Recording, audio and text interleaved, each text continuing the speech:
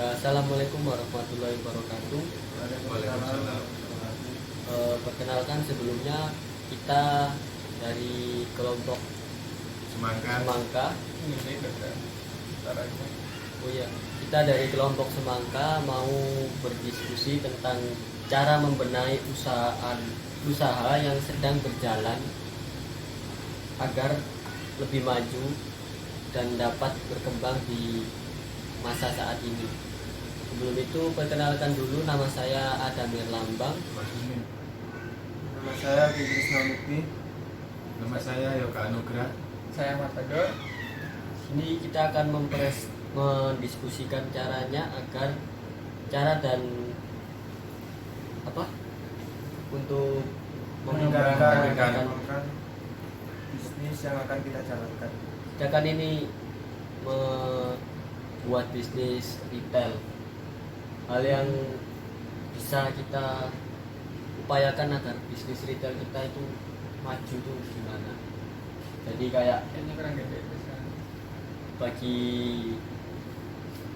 kita itu gak mungkin lah stuck di situ-situ aja. Dan juga pada saat pandemi seperti ini, stok kita itu juga masih banyak yang bisa dikatakan masih Tidak laku. atau namanya masih nandon. Untuk saya sendiri sih, menurut saya yang harus kita lakukan itu, semisal ada customer yang memberi pendapat gitu, katakanlah tentang kebersihan outlet kita pun harus cepat gitu tanggap, menampung segala kritik dan saran mereka, apalagi tentang penataan makanan-makanan yang masih belum terorganisir. Dan itu juga kan menyebabkan sales penjualan kita yang menurun bisa jadi meningkat gitu. Mungkin kalian mau ada tanggapan lain atau memberi saran lain gitu.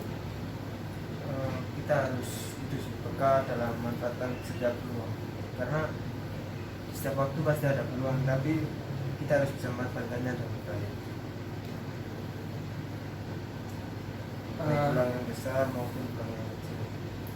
Itu aja sih. Mungkin Tador ada hal yang harus kita tingkatkan untuk peningkatan sales penjualan retail kita. Untuk meningkatkannya sih ini sih kayak percaya bahwa setiap kita gagal, pas waktu gagal kita tidak terlalu berlarut-larut sih pada masalah itu juga gitu loh. Jadi kita langsung berbenah untuk merombak masalah itu gitu loh.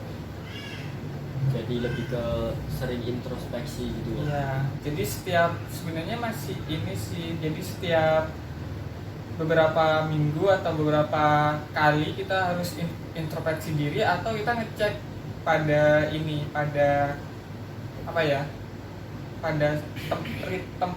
tempat usaha kita gitu loh. Jadi kita evaluasi dulu bisnisnya. Ya, dievaluasi. Oh ya, untuk segi pemasaran kita kan ini memakai e-commerce juga. Banyak dari pelanggan yang di e-commerce itu sering memberi komen yang kurang baik juga. Mungkin dari pelayanan ojol atau stok yang di tempat kita itu belum ada atau kosong. Untuk masalah kemasan sendiri sih selama ini belum ada. Jadi kalau tentang masalah e-commerce atau ojol itu baiknya gimana? Untuk stok yang sering kosong atau sering laku, sebaiknya kita itu menyetok lebih banyak. Dan berarti untuk masalah stok barang di gudang apakah memang masih banyak Kan yang kita nyetok banyak itu yang best seller istilahnya, yang best seller? ya, yang sering habis. Dan juga kan ada masa expirednya juga. Ya, Jadi itu yang kita tata itu harus yang dekat. yang dekat dengan expired kita jual lebih dulu. Dan untuk masalah pembuatan promo mungkin ada yang mengomentari. Kalau aku sih lebih ke ini ya, daripada apa namanya, kita terlalu banyak nandon barang di gudang, lebih baik kita buat promo aja. Soalnya kan kalau kita terlalu banyak nandon di gudang kan, nanti kalau expired malah nggak kepake sama sekali, malah Bisa buang hitungannya. rugi. Iya, ruginya lebih besar.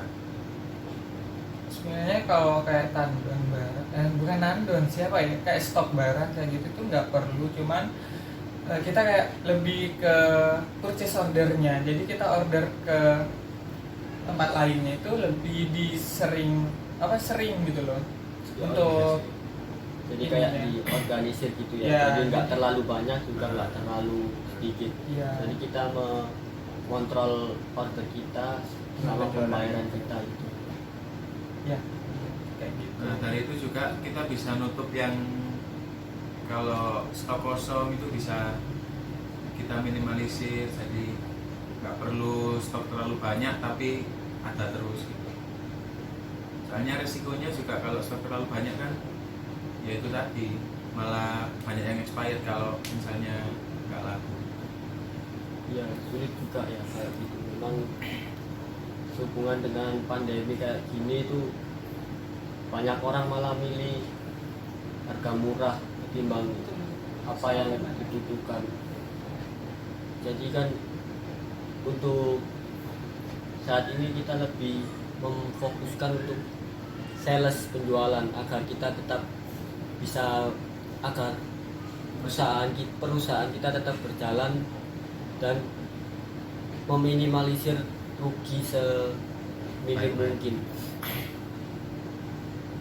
Dari e-commerce sendiri kita mungkin akan membenahi ya masalah tentang stok, Yang terus sering habis. yang sering habis juga, yang tentang masa expired yang semakin mendekati. Itu kan menurut saya sendiri juga bisa membuat rugi customer yang beli dengan harga segitu dan expirednya pun sudah dekat. Jadi kita mengevaluasi produk kita, jangan sampai expirednya terlalu dekat jadi customer kayak ragu untuk membelinya gitu loh. Kita berbenah di situ juga sih.